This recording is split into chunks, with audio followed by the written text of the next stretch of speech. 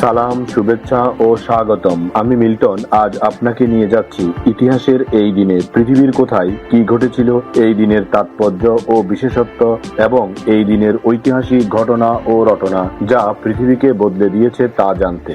চলুন পৃথিবীর ইতিহাসে এই দিনে কোথায় কি ঘটেছিল তা এক নজর দেখে আসি। আজ ১৬ই ডিসেম্বর। প্রথমেই পৃথিবীর ইতিহাসে এই দিনের আলোচিত, সমালোচিত এবং বিখ্যাত সব ঐতিহাসিক ঘটনা ও রটনা জেনে নেই। ১৯০৪ সালের ১৬ই ডিসেম্বর কলকাতা থেকে প্রথম দৈনিক সান্ধ্য পত্রিকা সন্ধ্যা প্রকাশিত হয়, যা বাংলা সাংবাদিকতায় নতুন ধারার সূচনা করে। ১৯২৫ সালের ১৬ই ডিসেম্বর বিদ্রোহী কবি কাজী নজরুল ইসলামের সম্পাদনায় সাপ্তাহিক পত্রিকা নাঙল কলকাতা থেকে প্রকাশিত হয়। এই পত্রিকাটি শ্রমজীবী মানুষের অধিকার ও সাম্যবাদের পক্ষে সাহসী কণ্ঠস্বর ছিল। ১৯৩৯ সালের ১৬ই ডিসেম্বর ঢাকা থেকে প্রথমবারের মতো বেতার অনুষ্ঠান সম্প্রচার শুরু হয়, যা বাংলার গণমাধ্যম ইতিহাসে এক যুগান্তকারী ঘটনা। ১৯৭১ সালের ১৬ই ডিসেম্বর দিনটি বাঙালি জাতির ইতিহাসের স্বর্ণাক্ষরে লেখা একটি বিশেষ ও স্মরণীয় দিন। দীর্ঘ ৯ মাসের রক্তক্ষয়ী সংগ্রাম ও মহান মুক্তিযুদ্ধের পর এই দিনে চূড়ান্ত বিজয় অর্জিত হয় এবং বিশ্ব মানচিত্রে স্বাধীন ও সার্বভৌম বাংলাদেশ নামে একটি নতুন রাষ্ট্রের জন্ম হয়। এই দিন বিকেল ৫টায় ঢাকার রেসকোর্স ময়দানে একটি ঐতিহাসিক ঘটনা ঘটে। তৎকালীন পাকিস্তানের পূর্বাঞ্চলীয় সামরিক কমান্ডারের প্রধান লেফটেন্যান্ট জেনারেল আমির আবদুল্লাহ খান নিয়াজি প্রায় ৯১,৬৩৪ জন পাকিস্তানি সেনার পক্ষে বাংলাদেশ ও ভারতের পূর্বাঞ্চলীয় সেনা কমান্ডারের যৌথ বাহিনীর প্রধান লেফটেন্যান্ট জেনারেল জগজিৎ সিং আরোরার কাছে আনুষ্ঠানিকভাবে আত্মসমর্পণ করেন।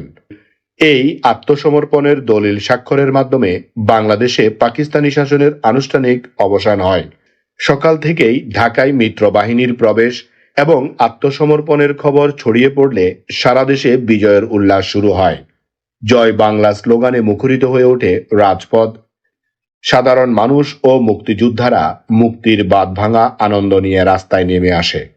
এই দিনটিই বাঙালি জাতির মহান বিজয় দিবস, যা একটি স্বাধীন জাতিসত্তার চূড়ান্ত স্বীকৃতি এবং আত্মমর্যাদার প্রতীক।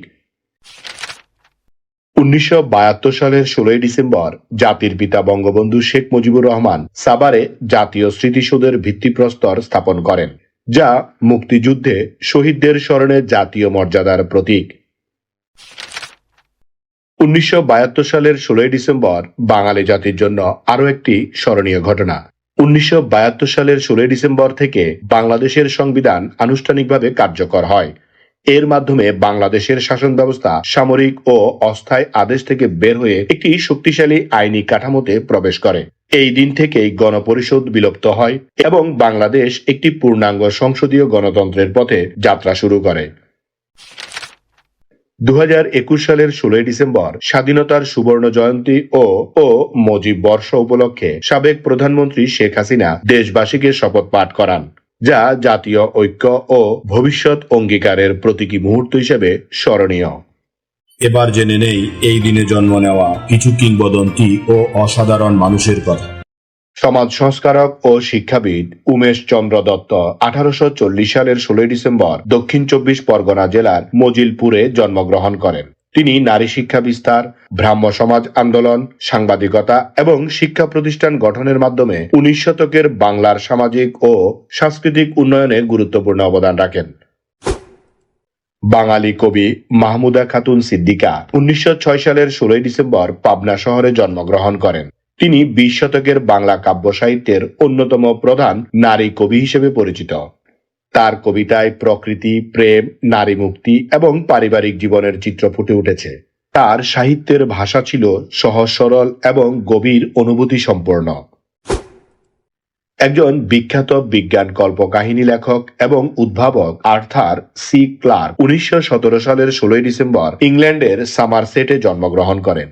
তিনি প্রথম ব্যক্তি যিনি ভূস্থির কক্ষপথে কৃত্রিম উপগ্রহ স্থাপনের মাধ্যমে যোগাযোগ উপগ্রহের ধারণা দেন। এই ধারণাটি আধুনিক টেলিযোগাযোগ ব্যবস্থার ভিত্তি স্থাপন করেছিল। তাকে সম্মান জানিয়ে এই কক্ষপথকে অনেক সময় ক্লার্ক অরবিট বলা হয়। বাংলাদেশি প্রখ্যাত সঙ্গীত শিল্পী মাহমুদুন নবী 1940 সালের 16 ডিসেম্বর ভারতে জন্মগ্রহণ করেন। তিনি বিশেষত প্রেমের গান এবং দেশাত্মবোধক গানে কণ্ঠ দিয়ে খ্যাতি অর্জন করেন। তার সুরেলা কণ্ঠস্বর এবং গায়কির নিজস্ব ঢং তাকে শ্রোতাদের কাছে জনপ্রিয় করে তোলে। বীরশ্রেষ্ঠ সিপাহী মোস্তফা কামাল 1947 সালের 16 ডিসেম্বর ভোলা জেলার দৌলতখান থানার পশ্চিম হাজিপুর গ্রামে জন্মগ্রহণ করেন। তিনি বাংলাদেশের মহান স্বাধীনতা যুদ্ধের একজন শহীদ এবং বাংলাদেশের সর্বোচ্চ সামরিক সম্মাননা বীরশ্রেষ্ঠ খেতাবে ভূষিত 7 জন বীরশ্রেষ্ঠের অন্যতম। স্মরণ করছি এই দিনে চলে যাওয়া কিছু কিংবদন্তি ও অসাধারণ মানুষের কথা। প্রখ্যাত বাঙালি সঙ্গীতজ্ঞ অনাথনাথ বসু 1975 সালের 16 ডিসেম্বর মৃত্যুবরণ করেন। তিনি বাংলা সঙ্গীতে তার নিজস্ব ধারা রেখে গেছেন। তার সৃষ্টির মাধ্যমে তিনি শ্রোতাদের মনে এক গভীর ছাপ ফেলতে সক্ষম হয়েছিলেন। ইংরেজ কথাসাহিত্যিক ও নাট্যকার উইলিয়াম সামারসেট মম 1965 সালের 16 ডিসেম্বর মৃত্যুবরণ করেন। তিনি 20 শতকের সবচেয়ে জনপ্রিয় লেখকদের একজন। তার তীক্ষ্ণ পর্যবেক্ষণ, সহজবোধ্য গদ্য এবং মানব চরিত্রের জটিলতা নিয়ে লেখা উপন্যাস ও নাটকগুলো বিশ্বজুড়ে সমাদৃত। ব্রিটিশ বিরোধী বিপ্লবী ও সাম্যবাদী কর্মী অখিল চন্দ্র নন্দী 1987 সালের 16 ডিসেম্বর মৃত্যুবরণ করেন। তিনি ছিলেন একজন ব্রিটিশ বিরোধী বিপ্লবী ও সাম্যবাদী কর্মী। দেশের স্বাধীনতা সংগ্রাম এবং পরবর্তীকালে সাম্যবাদী আদর্শ প্রসারে তার ভূমিকা অত্যন্ত গুরুত্বপূর্ণ ছিল। এবার এই দিনের বিশেষ দিবস ও উৎসবের গল্প শুনি। প্রতি বছর 16 ডিসেম্বর বাংলাদেশের মহান বিজয় দিবস হিসেবে উদযাপিত হয়। এই দিনটি বাঙালি জাতির জীবনে এক গৌরবময় ও অবিস্মরণীয় দিন। কারণ 1971 সালের এই দিনে দীর্ঘ 9 মাসের রক্তক্ষয়ী মুক্তিযুদ্ধের পর পাকিস্তানি হানাদার বাহিনী ঢাকা রেসকোর্স ময়দানে, যা বর্তমান সরওয়ার্দী উদ্যান, সেখানে যৌথ বাহিনীর কাছে আনুষ্ঠানিকভাবে আত্মসমর্পণ করে। এই আত্মসমর্পণের মাধ্যমেই বিশ্বের মানচিত্রে বাংলাদেশ একটি স্বাধীন ও সার্বভৌম রাষ্ট্র হিসেবে আত্মপ্রকাশ করে। বঙ্গবন্ধু শেখ মুজিবুর রহমানের নেতৃত্বে বাঙালি জাতি দীর্ঘ সংগ্রাম, অপরিসীম ত্যাগ এবং 30 লক্ষ শহীদের আত্মবলিদানের বিনিময়ে এই বিজয় অর্জন করে। বিজয় দিবস তাই একটি শুধু ছুটির দিন নয়, এই দিনটি বাঙালি জাতির স্বাধীনতা, আত্মপরিচয় ও জাতীয় চেতনার প্রতীক। এই দিনে জাতি গভীর শ্রদ্ধা ও ভালোবাসার সাথে শহীদদের স্মরণ করে, তাদের প্রতি কৃতজ্ঞতা প্রকাশ করে এবং দেশের গণতন্ত্র ও উন্নয়নের পথে এগিয়ে যাওয়ার শপথ নেয়। এই দিন আমাদের জীবনের ঐতিহাসিক, প্রাকৃতিক, শৈল্পিক, সাংস্কৃতিক, সাহিত্যিক, রাজনৈতিক, বিজ্ঞান, গবেষণা, আন্দোলন, উৎসব, অর্জন, খেলাধুলা, সুখ দুঃখ, হাসি কান্না, আনন্দ বেদনা, পাওয়া না পাওয়া, মায়া মমতা, ভালোবাসায় ভরা সুখকর স্মৃতিময় একটি সুন্দর দিন। চলুন এই দিনটি উপভোগ করি। আগামীকালকের তারিখে পৃথিবীর কোথায় কি ঘটেছিল তা জানার আমন্ত্রণ জানিয়ে আজকের গল্প এখানেই শেষ করিলাম।